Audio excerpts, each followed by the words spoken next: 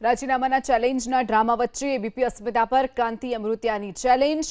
મોરબીમાં વિકાસના તમામ ચેલેન્જ પૂરા કરવાની કાંતિ અમૃતિયાએ ખાતરી આપી છે। લાતી પ્લોટ વિસ્તારમાં સમસ્યા હોવાનો કાંતિ અમૃતિયાનો સ્વીકાર।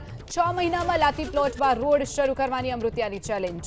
રાજીનામાની ચેલેન્જની વચ્ચે એબીપી અસ્મિતા પર કાંતિ અમૃતિયાની ચેલેન્જ। તો બીજી તરફ તેમણે લાતી પ્લોટ વિસ્તારમાં સમસ્યા હોવાનો સ્વીકાર પણ કર્યો છે અને આવનારા 6 મહિનામાં કામગીરી શરૂ કરી દેવામાં આવશે તેવી પણ ચેલેન્જ સ્વીકારી છે।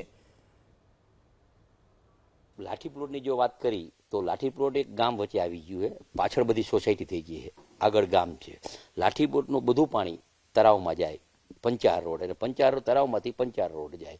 એટલે અત્યારે લાઠી પ્લોટમાં આપણે છેલ્લા 6 મહિનામાં ભૂગોળ ગટર કરી નાખી, પાઇપ નાખ્યા। એક લાઠી પ્લોટ એકમાં બાકી છે, એ પાઇપ નખાઈ જાય અને સીધું તળાવમાં જાય। તળાવથી આગળ અમે 150 મકાન પાડ્યા, દબાણ દૂર કરી, અહીંયાથી પાણી નીકળી જાય એનું આયોજન કર્યું છે, પણ હજી એક શેરીનું પાઇપ નાખવાનું બાકી છે। એટલે અત્યારે માનો આપણે સમજી કે ભૂગોળ ગટર કરી હોય એટલે એના ખાડા થયા હોય, એટલે એમાં કોઈના વાહન કરી ગયા હોય, હું સ્વીકારું 100%, લાઠી પ્લોટને તકલીફ છે એ સ્વીકારવું। પણ આ ચોમાસું પતે એટલે 15 દી પછી કે મહિના પછી આ ભૂગોળ ગટરનું કામ પૂરું 15 દીમાં પૂરું કરી દેશી અને એના ઉપર આખી લાઠી પ્લોટના રોડ હું એને 6 મહિનામાં કરી દઈશ। ચેલેન્જ તમારી ચેલેન્જ છે, ચેલેન્જ 6 જ મહિનામાં 6 મહિનામાં અહીંયા લાઠી પ્લોટના રોડ બધા ચાલુ હોય છે। માત્ર લાતી પ્લોટ એકની વાત નથી, અન્ય જે વિસ્તારો છે કે જ્યાંથી આંદોલનની શરૂઆત થઈ હતી એ વિસ્તારમાં જો લાઠી પ્લોટ 6 મહિનામાં ચાલુ થઈ જશે। કેનાલ રોડ છે એ મંજૂર કર્યો હતો, પણ સિંગલ પટ્ટી મંજૂર કર્યો હતો, કામ ચાલુ કર્યું હતું એ બંધ કરી દીધું સિંગલ પટ્ટી, એના બદલે પોળો કરવા માટે એ હું 15 દી પછી ખાતમુહૂર્ત કરું 14 કરોડના ખર્ચે। પછી છાત્રાલયથી સીધો આમ બાયપાસ નીકળ્યા, જે ચેલેન્જ છે એ ચેલેન્જમાં પાઇપ નાખવાનું પેલા કરશે, આ હોકરારે જોડવાનું અને એના ઉપર રોડ કરશે। બીજી જે વાત છે પંચાર રોડ તો એ આખો થઈ ગયો, તમે જોઈ આવો, પંચાર રોડનું દબાણ 150 મકાન તોડ્યા, પણ ત્યાં સોસાયટી વાળાએ કીધું કે આ રોડ અહીંથી સોસાયટી કરતા 3 ઇંચ ઊંચો રહ્યો તો રોડ પર પાણી 3 ઇંચ ભરાઈ તો રહીએ ને, એ જ્યાં વરસાદ થાય ભરવું રહીએ ને એ હરવે નીકળી જાય। એટલે જે ચેલેન્જ અત્યારે જે છે અહીંયા બધું અમે કામ કરી દીધું। કાલે કલેક્ટર કમિશનર સાથે મિટિંગ કરી, કાર્યકર્તા અત્યારે તમે મોરબીમાં કામ ચાલુ થઈ ગયું। 10 દિવસ અમે અત્યારે જે જરૂરિયાત છે ગટર સાફ કરવાનું, ખાડા બોરવાનું, આ બધું કામ, લાઇટનું કામ, જે હમું કરવાનું એ કામ 10 દી કરશે ને 10 દી પછી અમે નવા કામ 100% ચાલુ કરી દેશે ને લાઠી પ્લોટનો આખા લાઠી પ્લોટના 6 મહિનામાં જેટલા પૈસા જોઈએ એટલા પડ્યા છે અમારા પાસે, પૈસાની કોઈ કમી નથી, એ થઈ જશે।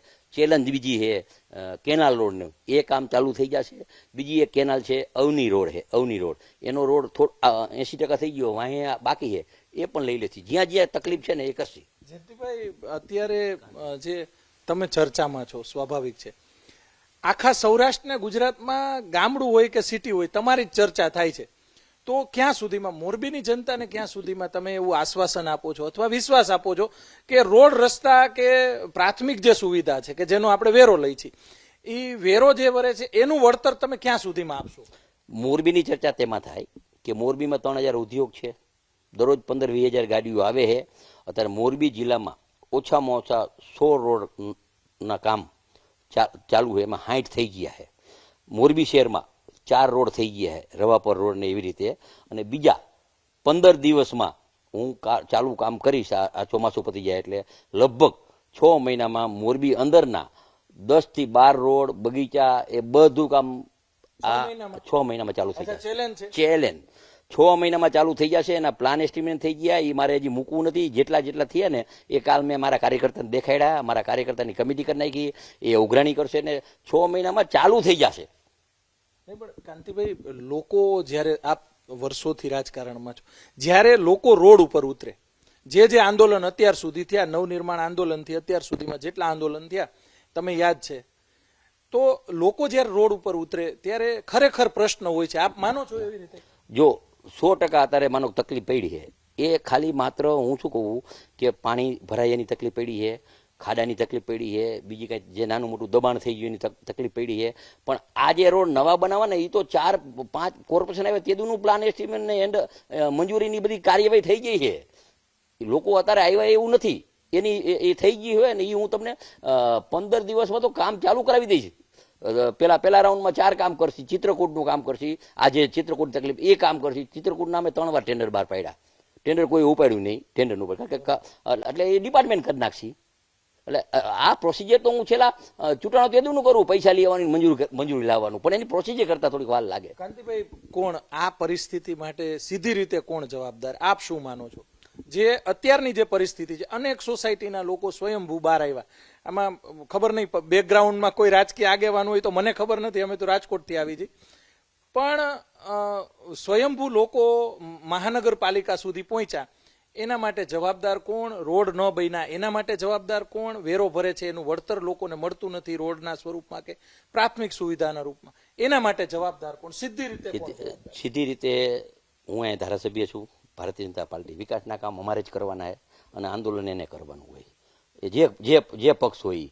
જો આ 2 વર્ષમાં રવાપર રોડ થઈ ગયો, રવાપર પંચાર રોડ થયો, બરોબર, બીજી જે નાની મોટી સોસાયટીના રોડ ચાલુ કામ છે, એટલે જે કામ છે એ કરવાની જવાબદારી અમારી છે. અત્યારે જે પાણી ભરાણું છે કે ગટર સાફ કરવાની છે કે લાઇટું નાખવાની હોય, ચોમાસું એટલે થાંભલા ઉપર ન ચડે છોટના હિસાબે,